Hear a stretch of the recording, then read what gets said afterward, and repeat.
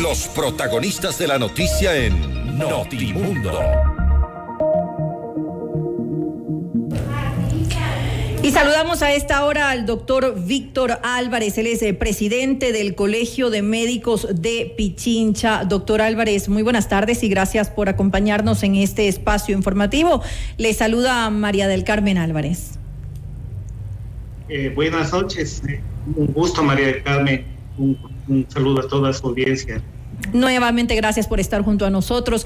Quiero comenzar con la primera parte de la introducción que hice a esta entrevista, y es que desde el Ministerio de Salud pues habían asegurado que hay una disminución de casos de contagios por COVID-19, y esto se da en base a los resultados que se obtienen por las pruebas PCR. Pero la pregunta es, ¿también esto se ve reflejado en la ocupación hospitalaria, que es justamente uno de los principales indicadores, doctor, y además el de mayor preocupación? Pues esperamos que no se sature el sistema sanitario. ¿Cómo estamos, por ejemplo, al momento en la ocupación hospitalaria de la provincia de Pichincha? Bueno, según los reportes del Ministerio de Salud Pública, hasta el día de ayer teníamos camas hospitalarias de 1080 de oferta, que teníamos 682 ocupadas, a diferencia de 583 que tuvimos el 20 de enero. Lo que hemos visto nosotros es que sí, en realidad ha habido una disminución de personas que están acudiendo a los centros de atención, sobre todo a los hospitales el Centinela, como el Hospital del Sur, el Hospital IES del Sur y el Hospital Pablo Arturo Suárez, en consulta externa, pero se mantiene todavía la demanda en emergencia por casos en los cuales ya la dificultad respiratoria o los síntomas respiratorios son un poco ya más graves y necesitan una atención urgente. ¿Cuál es la situación entonces de las unidades de cuidados intensivos? ¿Hay lista de espera? ¿Están bordeando la capacidad total? Si la gente va por algún tema extremo, ¿va a recibir atención? ¿Cómo estamos en eso? Bueno, según el reporte de ayer, había 276 camas de UCI, digamos, 276 camas que el Ministerio de Salud Pública a nivel nacional tiene, de las cuales 226 están ocupadas, y en la situación del IES, ISFA y SPOL teníamos camas, 208 camas de oferta y 176 camas ocupadas. Hemos visto sí que existe una leve disminución de los casos. Como le digo, se puede esto prever que fue por un éxito en la campaña informativa, en que la comunidad, al saber que está en semáforo rojo, mantuvo más medidas de bioseguridad, pero lastimosamente esto, esperemos, no sea temporal. Necesitamos fortalecer las medidas de bioseguridad, fortalecer la campaña de vacunación, sobre todo en niños y adolescentes, y esperemos que esto se cumpla. Pero lastimosamente ahora hay preocupación por parte de la misma ministra de Salud, Jimena Garzón, quien, como lo dije también hace un momento, teme que haya un rebrote de contagios debido a que finalmente se aprobó un aforo del 50%, que incluso se está discutiendo, está en investigación si hubo más del 50% o no, pero en todo caso se teme que haya un rebrote por justamente de contagios por este tema, porque no se observaron las medidas de bioseguridad, lo cual me parece que era obvio que iba a suceder, pero en todo caso, ¿cómo entender esto si el mismo gobierno fue el que pidió al COE Nacional que revea pues la decisión de que no hubiera público?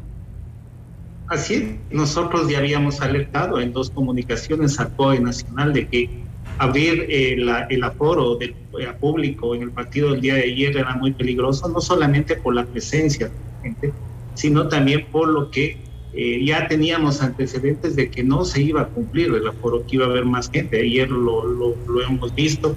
Además, no se guardaron las medidas de bioseguridad. Usted puede ver en las imágenes. Lo hemos visto.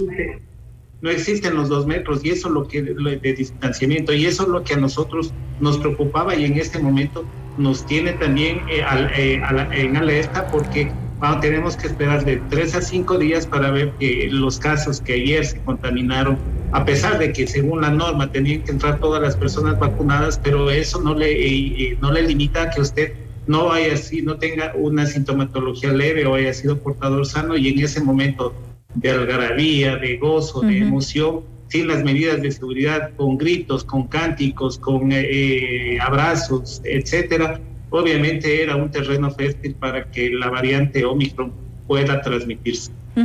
Ahora, y como con referencia a la variante Omicron, ¿cómo ven ustedes las declaraciones de hace pocos días por parte del presidente de la República, de Guillermo Lasso? Y le quiero leer textual cuáles fueron, seguramente usted ya las conoce, pero les quiero recordar cuáles fueron sus palabras. Al referirse pues a esta variante, dijo: es una molestia contagiarse del COVID con la variante Omicron, pero es como una gripe fuerte. Estamos frente a una variante controlable, que no es mortal y que no está llevando ni siquiera a saturar las camas de los hospitales del Ecuador.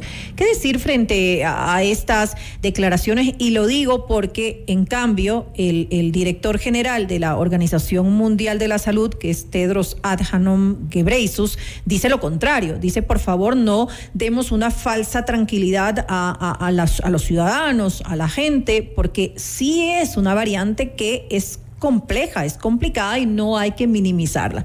¿Qué decir ante esto? Bueno, nosotros respetamos la figura del presidente, respetamos a nuestro primer mandatario, pero discrepamos en esas declaraciones. El Omicron no puede ser considerado como una variante sin ninguna molestia, o sea, como una gripe simple. No debe ser considerada de así, como lo dijo el representante de la Organización Mundial de la Salud, el presidente de la Organización Mundial de la Salud. El Omicron es una variante peligrosa, una variante que está matando a la gente en todo el mundo. Aquí en el país también han fallecido. Mire, hoy aquí sí han fallecido, entonces aquí sí se han registrado, doctor, fallecimientos con esta variante Omicron. Claro que se han registrado. Tenemos alrededor de 283 fallecimientos confirmados en este año versus 131 de la semana pasada.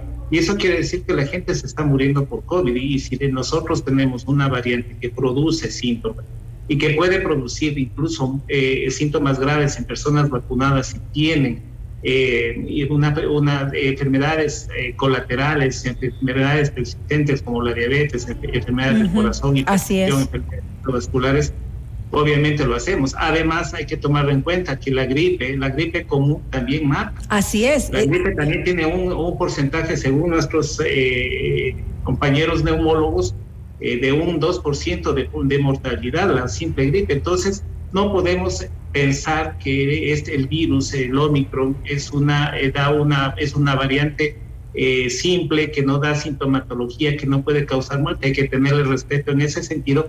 Y lastimosamente este tipo de declaraciones lo que hace es fomenta el relajamiento por parte de la población, y para los profesionales de la salud, para el sistema sanitario, una comunidad relajada obviamente es un alto riesgo para aumento de los casos, como lo dijo la señora ministra, y coincidimos en todo lo que ella dijo.